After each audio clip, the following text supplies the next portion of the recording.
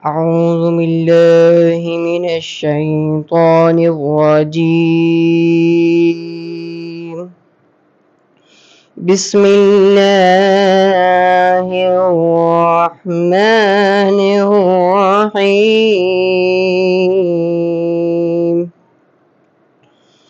ومن يرغب عن ملة إبراهيم إلا من سفه نفسه ولقد اصطفيناه في الدنيا وإنه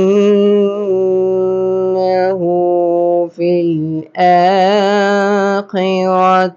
لمن الصالحين।